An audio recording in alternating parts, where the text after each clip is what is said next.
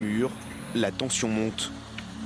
Depuis une vingtaine de jours, les services de réanimation de l'hôpital Nord de Marseille admettent de plus en plus de patients Covid. Dans le département, 70 lits sont dédiés au coronavirus, 67 sont déjà occupés.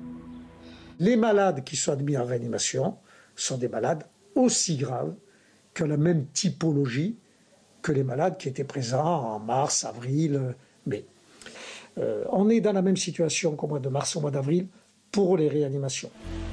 Une tendance qui se confirme dans d'autres régions. Durant l'été, le nombre de nouvelles entrées n'a fait qu'augmenter. Le 4 juillet, seulement 4 personnes étaient admises dans les services de soins intensifs. Hier, c'était 83.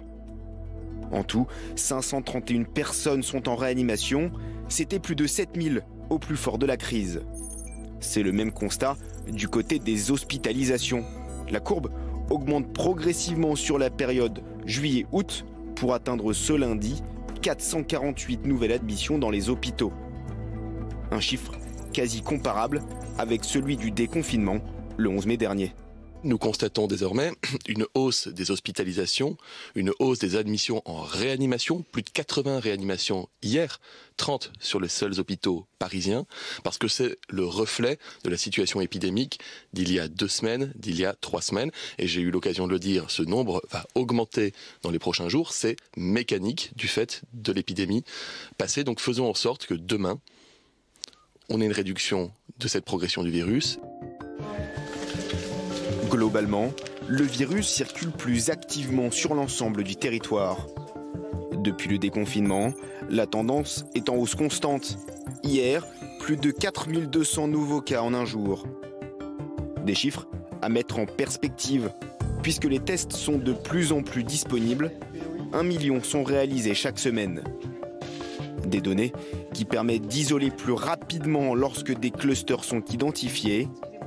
Actuellement, plus de 500 sont en cours d'investigation. Malgré toutes ces hausses, le nombre de décès, lui, reste stable. 18 au 1er juillet, 25 lors de la journée d'hier. L'État s'inquiète. Le Covid-19 sera demain à l'ordre du jour du séminaire gouvernemental, tout comme lors du Conseil de défense ce vendredi.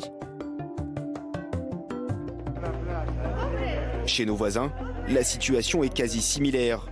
En Italie, en Angleterre ou encore en Espagne, qui vient tout juste de passer la barre des 500 000 cas diagnostiqués depuis le début de la crise. Un quai désert, et pourtant le métro à New Delhi vient tout juste de reprendre après 169 jours d'arrêt. En Inde, la situation semble hors de contrôle. La courbe des décès ne cesse d'augmenter, comme celle du Brésil ou des États-Unis. En tout, 190 000 Américains sont décédés du Covid, plus de 900 000 dans le monde.